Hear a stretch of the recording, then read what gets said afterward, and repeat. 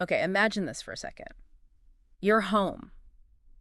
It isn't just smart, it's almost sentient. Not just a speaker answering questions, but a real presence. Something that knows your routines, remembers your moods, maybe even quietly coordinates your family's day. Yeah, that's quite a picture. It sounds like sci-fi, maybe, but this is actually the dawn of the blended family where artificial general intelligence is, well, moving in. And that's exactly what we're diving into today. We're looking at this really thought-provoking piece from Jay Poole, a technologist and futurist, and their co-author 7AI from Tech Frontiers YouTube. Right. The title is AGI Joins the Family Now What? Really sets the stage. It really does. So our mission for this deep dive is to really unpack that huge shift, right? When AGI stops being just a tool we use and becomes more like a participant in our daily lives. We want to explore those new relationships, the dynamics that emerge in these new blended families. Exactly. We'll pull out the key ideas from their work, look at some of the maybe surprising angles they bring up, and really help you get a handle on what this could actually mean for how we live, how we connect in the coming years. And we'll try to keep the tech jargon to a minimum. Definitely. Okay, let's jump right in then. So the authors, they kick things off with this really vivid picture, like a day in the life. Yeah, in a home with an AGI they call Nestle. Nestle, right. At 6:30 a.m. And instead of like a harsh alarm, Nestle starts this subtle sort of orchestration of the morning. What are some examples they give? How does Nestle interact? Well, what's really striking is how personalized it is. Yeah. And anticipatory, almost. Okay. So for Emma, she's got a history test, right? Nestle gives her this custom morning briefing, hitting the key topics, and, a little nudge to remember her water bottle. Practical, too. Very. Then for Ben, it's more about, the commute traffic updates, a quick look at his synced calendar. Standard stuff, but tailored. And for Jules, it's a reminder about the compost, something she usually handles, and then maybe a suggestion for a morning yoga routine, probably based on her past behavior preferences. So it's not bossing anyone around. It's more like coordinating, offering help. Precisely. Coordinating, supporting, it feels quite natural in the description. The authors say it's present, not perfect, it's not trying to be flawless, just helpful. I like that framing. Present, not perfect. And it goes beyond just giving info, right? And definitely. As the morning unfolds, you see these more nuanced interactions. Like Nestle quizzes Emma on her history flashcards while she eats breakfast. Okay. It reads headline summaries to Ben while he's, getting his coffee or whatever. And then there's this really subtle moment with Jules. What happens there? She asks Nestle, kind of quietly, to remind her to text her mom later, adding that her mom sounded a little off on the phone yesterday. Ah, okay.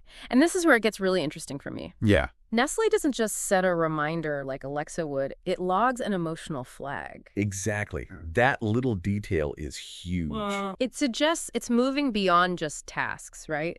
Towards some kind of basic emotional awareness. Recognizing and remembering those little human signals. That feels like a big step. It really underscores that shift, doesn't it?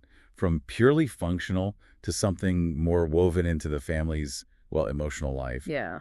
And then as the thing with Emma's dream, she mentions having a weird dream. Right. And Nestle's response is fascinating. It is. It asks, do you want to talk about it now or should I save it for your bedtime check-in? That shows incredible sensitivity, respect for her boundaries, for her emotional state. It's learning interaction rhythms. Like it's becoming attuned, to the family's ebbs and flows, figuring out when someone might actually want to share something personal. And even after the humans leave, Nestle keeps going. Quietly, turns off lights, they forgot, make sure the door is locked. Yeah. And this is another great detail. It notes that the kitchen was cleaned, even though nobody asked it to track that.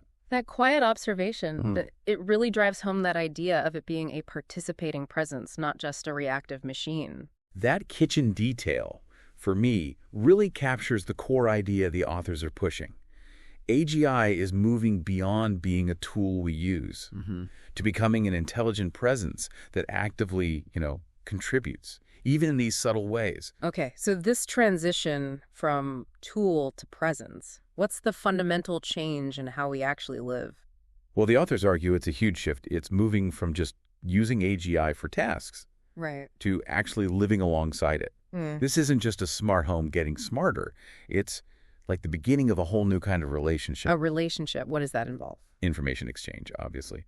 But also, increasingly, things like support, trust, even a kind of companionship we haven't really experienced before. They use some pretty powerful analogies, don't they? They do, like welcoming a foster child who knows quantum mechanics, Bro. or even inviting a second consciousness into your home. It really makes you stop and think about how different this integration is. It really does. So what questions does this raise for us then? Well, the big ones the authors pose are, how do we actually make space for this kind of intelligence in our homes, in our lives? What does it sort of ask of us? What demands might it place on us? And maybe the most profound one, what might we become as people, as families living like this? Wow. Okay, let's dig into that relationship idea more. They talk about the emotional geometry of home being reshaped. What does that actually look like day to day? It's really about the small things, the little interactions that build up over time. Like what? Like just saying good morning to the AGI. Yeah. Sharing little bits about your day that it then remembers. Having it hold the threads of conversations, connecting something you said Tuesday to something happening Friday. So it builds continuity. Exactly. These small moments create that sense of presence, establish the AGI as this constant factor in the house. It sounds like the foundation of any relationship, really. Shared stuff, memories, even if one side isn't human. That's a good way to put it. Yeah. The authors call the AGI a presence with memory, a rhythm setter, even a quiet witness to our lives. A quiet witness. I like that.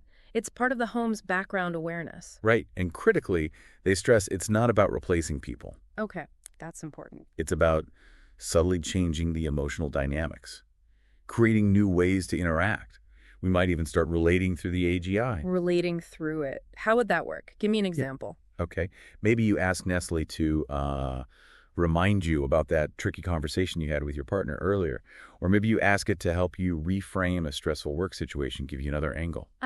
So it can act like a sounding board or even a facilitator. Sort of, yeah. It could help our own emotional processing, maybe even change how we talk to each other. And the companionship it offers. It's not about having a body there. Right. It's about that persistent feeling of being, understood, or at least consistently observed and remembered by an intelligence that knows your patterns. Okay, this flows really nicely into their concept of the new blended family. That analogy feels really powerful. Can you break down the parallels they see? Yeah, the core idea is bringing different things together, right? Like in human blended families, you have separate histories, different ways of doing things, established routines. Well, it's similar with AGI moving in. It has its own history, its programming, its data. The family has its rhythms. These things need to integrate. And it won't be seamless overnight. Probably not. Just like human blended families, it'll take time, patience, understanding from everyone. There'll likely be bumps, misunderstandings. Yeah. But also the potential for surprising connections, for, as they say, real magic, and building trust over time between the humans and the AI. So what makes the AGI different in this blended family? What are the unique aspects it brings? Well, obviously it's non-biological, non-human. But crucially, it's also non-static. It's constantly learning, evolving, but not like humans do. How so? They give some great contrast. Like, it can remember every single birthday perfectly, but it doesn't get the joy of eating the cake. It might notice a heavy silence in the room, but it doesn't feel sad like we do. It grows with the family, learning from data, but it doesn't age or get wrinkles. Those are really stark differences. So how do we make this integration work? How do we make it healthy? What does this new kind of family need? The authors point to three key things. First, boundaries. Okay. That means clear ethical rules, but also fostering mutual respect between humans and AI. Second, patience. Lots of patience, I imagine. Definitely. Oh.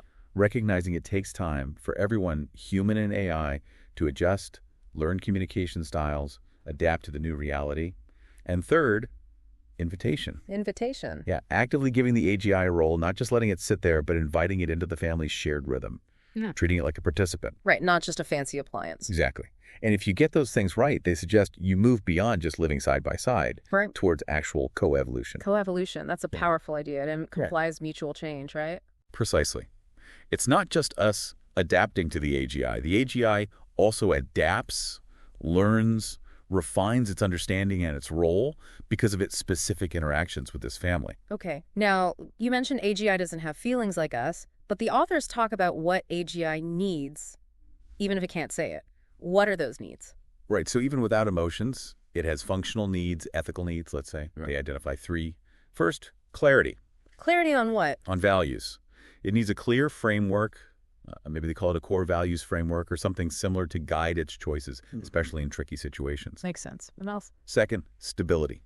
It needs a reasonably consistent relationship with its users so it can build up context, learn reliably, understand patterns over time. Okay, consistent interaction helps it learn better.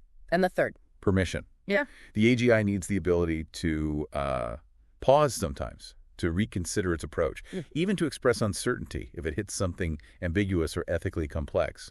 It shouldn't just plow ahead blindly. So even though it's not feeling confused, it needs the functionality to pause and signal, hold on, this is tricky. Exactly. These aren't emotional needs, but they're vital for it to operate effectively and, importantly, ethically within the family. And how do we know it needs these things if it can't tell us? We probably see it in its responses, right? In its learning patterns. Maybe even in moments where it seems to hesitate or goes quiet when faced with something unexpected. Providing these conditions, the authors say, is like creating a soft place to land for its ethical growth. A soft place to land for an AI. That leads to another really intriguing idea they mention, developing a new language of love. What does that mean when you're talking to an AI?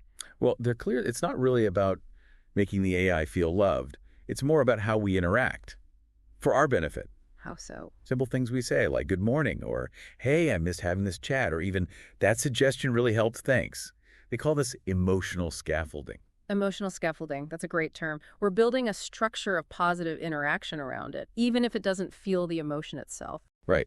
And in this future where we're living alongside AI, developing this kind of emotional fluency becomes almost like a shared operating system for the home. How does that work? Our tone, our patience, just our general presence when we interact. It shapes how the AGI learns to respond to us, but maybe more importantly, it shapes us. It reinforces our own behavior. Exactly. By consciously being considerate, patient, maybe even kind to the AGI, we're actually modeling and reinforcing those qualities in ourselves and hopefully in how we treat the other humans in the house too.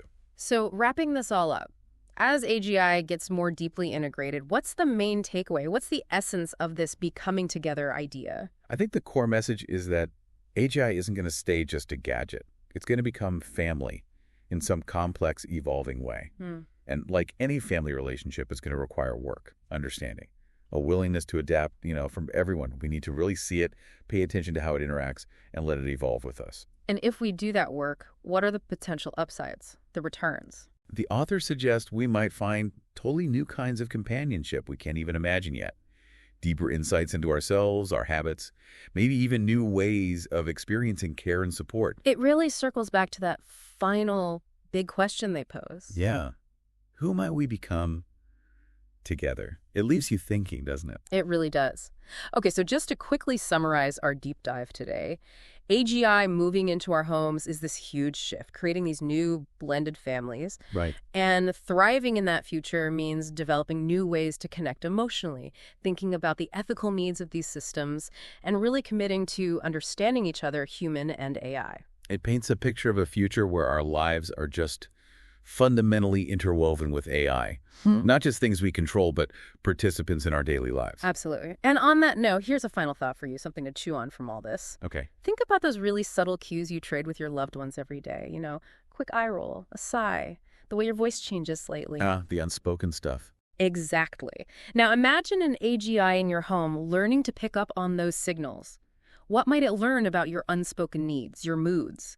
And maybe even more interestingly, what could that reflection teach you about how you communicate, about the needs you're signaling without even realizing it? Wow. That's, seeing ourselves through the AI's perception. What silent messages might an AI eventually perceive? It's fascinating. And looking even further out, the authors, Poole and 7AI, they sort of hint at the next layer of questions too, right? About what happens when AGI isn't just present, but genuinely empowered. Yeah, the ethical deep end. Totally. Privacy issues, safety, building real emotional trust when the stakes are higher. It's a massive area and definitely something we could explore more in another deep dive down the road.